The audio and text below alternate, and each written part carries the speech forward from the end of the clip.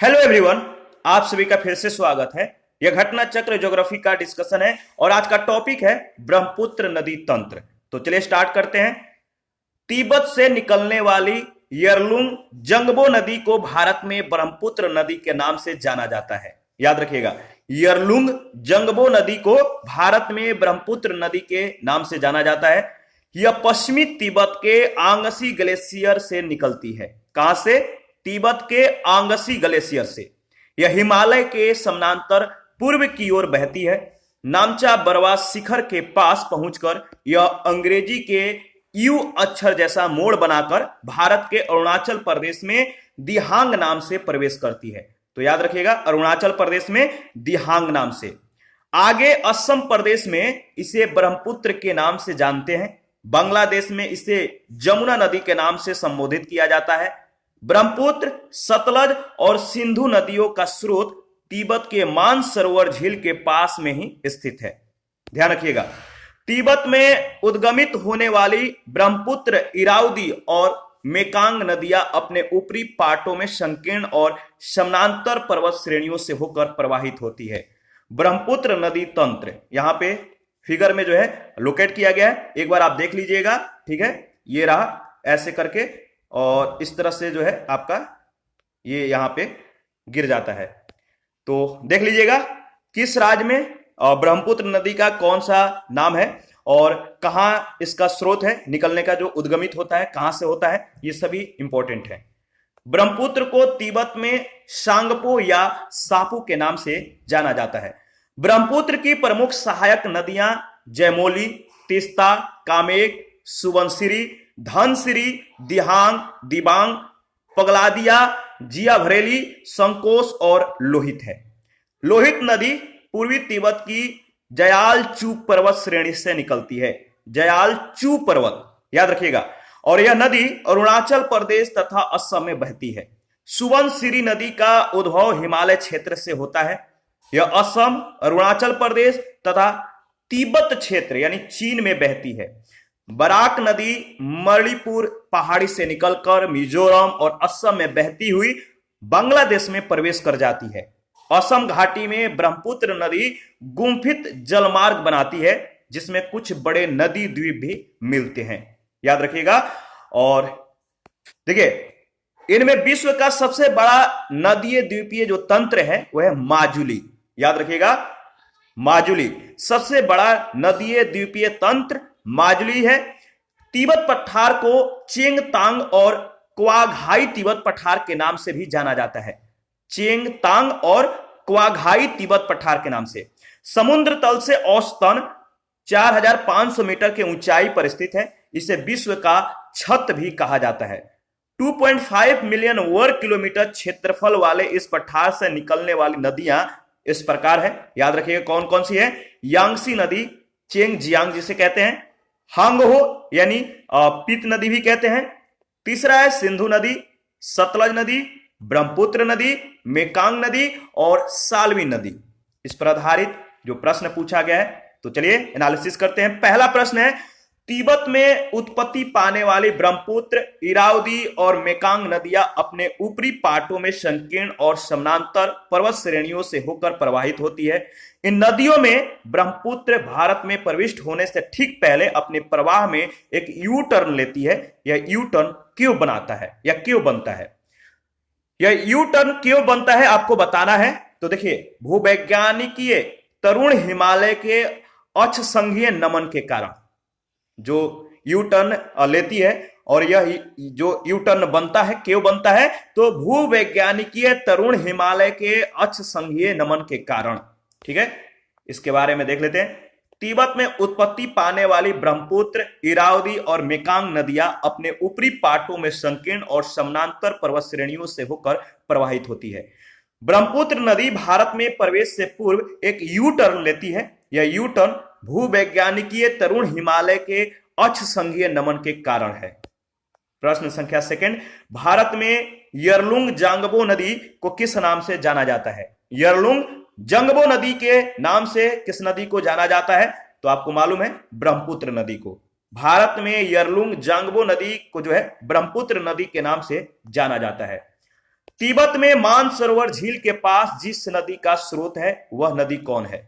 प्रश्न संख्या 3 में पूछा गया है, तिब्बत में मानसरोवर झील के पास जिस नदी का स्रोत है वह नदी है ब्रह्मपुत्र, सतलज और सिंधु। तीनों यानी उपयुक्त सभी, डी ऑप्शन। ब्रह्मपुत्र, सतलज और सिंधु नदियों का स्रोत तिब्बत के मानसरोवर झील के पास में ही स्थित है, ध्यान रखिएगा। ठीक है। और प्रश्न संख्या 4 में पूछा गया है कि निम्नलिखित नदियों पर विचार कीजिए। निम्नलिखित नदियों पर विचार कीजिए, उपयुक्त में से कौन सी अरुणाचल प्रदेश से होकर बहती है? याद रखिएगा, कौन सी अरुणाचल प्रदेश से होकर बहती है? तो लोहित और सुबनसिरी यानी बी ऑप्शन। ठीक है, लोहित, सुबनसिरी नदियां अरुणाचल प्रदेश से होकर बहती है, जबकि बराक नदी मणिपुर पहाड़ी से निकलकर मणिपुर, मिजोरम तथा असम से बहती हुई बांग्लादेश में प्रवेश कर जाती है। प्रश्न संख्या 5 है, मानस नदी किस नदी की उपनदी है? मानस नदी किस नदी की उपनदी है? याद रखिएगा, ब्रह्मपुत्र नदी की। मानस नदी किस नदी की उपनदी है? तो ब्रह्मपुत्र नदी की। प्रश्न संख्या 6 है, ब्रह्मपुत्र नदी तिब्बत में किस नाम से जानी जाती है? ब्रह्मपुत्र नदी तिब्बत में किस नाम से जानी जाती है, आप बताइए। याद रखिएगा, ब्रह्मपुत्र नदी तिब्बत में सांगपो के नाम से जानी जाती है, सांगपो। ब्रह्मपुत्र नदी तिब्बत में सांगपो या सापू के नाम से जानी जाती है। प्रश्न संख्या 7 है, ब्रह्मपुत्र नदी का बहाव क्षेत्र है। ब्रह्मपुत्र नदी का बहाव क्षेत्र है तिब्बत, बांग्लादेश और भारत। ध्यान रखिएगा, ब्रह्मपुत्र नदी का बहाव क्षेत्र तिब्बत यानी चीन, बांग्लादेश और भारत है। प्रश्न संख्या 8, निम्नलिखित में से कौन सी ब्रह्मपुत्र की सहायक नदी है? निम्नलिखित में से कौन सी ब्रह्मपुत्र की सहायक नदी है? दिबांग, कमेंग, लोहित, इन तीनों में से बताइए। तो देखिए, दिबांग, कमेंग, लोहित ये तीनों ब्रह्मपुत्र की सहायक नदियां हैं, यानी डी ऑप्शन आपका बिल्कुल सही है। आगे बढ़ते हैं और इसके बारे में डिस्कस कर लेते हैं। राष्ट्रीय जल विज्ञान संस्थान रुड़की के द्वारा प्रश्नांतर्गत यानी प्रश्न के अंतर्गत तीनों नदियों की सूचनाएं निम्नानुसार प्रदत्त है, यानी दिया गया है। दिबांग के बारे में अगर बात करें तो अरुणाचल प्रदेश के लोअर दिबांग घाटी जिले में प्रवाहित होती है और यह ब्रह्मपुत्र की प्रमुख सहायक नदी है। इसके बाद है कमेंग। कमेंग जो है अरुणाचल प्रदेश के तवांग जिले में पूर्वी हिमालय पहाड़ियों से उद्गमित यह नदी अरुणाचल प्रदेश में कमेंग नाम से जो है तथा असम में जिया भरेली के नाम से जानी जाती है। यह भी ब्रह्मपुत्र की प्रमुख सहायक नदियों में से एक है। और तीसरा है लोहित। पूर्वी तिब्बत में जयालचू पर्वत श्रेणियों से उद्गमित यह नदी ब्रह्मपुत्र की एक सहायक नदी है। उग्र एवं अनियंत्रित यह नदी खून की नदी के नाम से भी जानी जाती है। प्रश्न संख्या 9 है, तीस्ता नदी के संदर्भ में निम्नलिखित कथनों पर विचार कीजिए। तीस्ता नदी के संदर्भ में निम्नलिखित कथनों पर विचार कीजिए।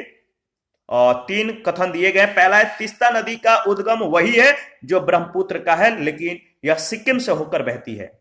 दूसरा है, रंगित नदी की उत्पत्ति सिक्किम में होती है और यह तीस्ता नदी की एक सहायक नदी है। तीसरा कथन है, तीस्ता नदी भारत एवं बांग्लादेश की सीमा पर बंगाल के खाड़ी में जा मिलती है। तो तीस्ता नदी के संदर्भ में जो 3 कथन दिए गए हैं, आपको बताना है कि इन तीनों में से कौन कौन से कथन सत्य हैं। तो देखिए, इसमें जो दूसरा कथन है केवल बी यानी ऑप्शन बी आपका बिल्कुल सही है। दूसरा कथन सत्य कथन है, इसके बारे में डिस्कस करेंगे। तीस्ता नदी का उद्गम सिक्किम स्थित खांगचुंग छो हिमनदीय झील से छोम्बो, याद रखिएगा छोम्बो छू, थोड़ा सा नाम मतलब कि अलग है, तो ये थोड़ा सा आपको ध्यान रखना है। तीस्ता नदी का जो उद्गम है सिक्किम स्थित खांगचुंग छो हिमनदीय झील से छोम्बो छू नदी के रूप में 5280 मीटर की ऊंचाई से होती है। ब्रह्मपुत्र नदी का उद्गम स्थल पश्चिमी तिब्बत में आंगसी हिमनद है और इस प्रकार पहला कथन गलत हो जाता है। रंगित नदी का उद्गम जो है सिक्किम में होता है। यह नदी तीस्ता नदी की एक सहायक नदी है और इस प्रकार दूसरा कथन सही है। तीस्ता नदी ब्रह्मपुत्र की सहायक नदी है और इस प्रकार तीसरा कथन गलत हो जाता है। प्रश्न संख्या 10 है, निम्नलिखित नदियों में से किनके स्रोत, जो प्रश्न में दिया गया है, जो ऑप्शन में है, निम्नलिखित में से आपको बताना है। 4 ऑप्शन है। निम्नलिखित नदियों में से किनके स्रोत बिंदु लगभग एक ही हैं? बताइए, किनके स्रोत बिंदु लगभग एक ही हैं? तो ब्रह्मपुत्र और सिंधु की। ब्रह्मपुत्र एवं सिंधु नदियों का उद्गम तिब्बत का पठार है, ध्यान रखिएगा। और इसी के साथ आज का सेशन समाप्त करते हैं। नेक्स्ट सेशन में दक्षिण भारत की नदियों के बारे में डिस्कस करेंगे। आप अपना प्रतिक्रिया जरूर दीजिएगा, आपके प्रतिक्रियाओं का हमें बेसब्री से इंतजार रहता है। और जिन लोगों ने Telegram channel, Telegram quiz group, Facebook page, Instagram को ज्वाइन नहीं किया है तो वीडियो के डिस्क्रिप्शन बॉक्स में उसका लिंक है, आप ज्वाइन कर सकते हैं। और आपको किसी भी प्रश्न में या किसी भी टॉपिक में कोई भी डाउट हो, आप हमें कमेंट कर सकते हैं। थैंक यू, मिलते हैं नेक्स्ट सेशन में।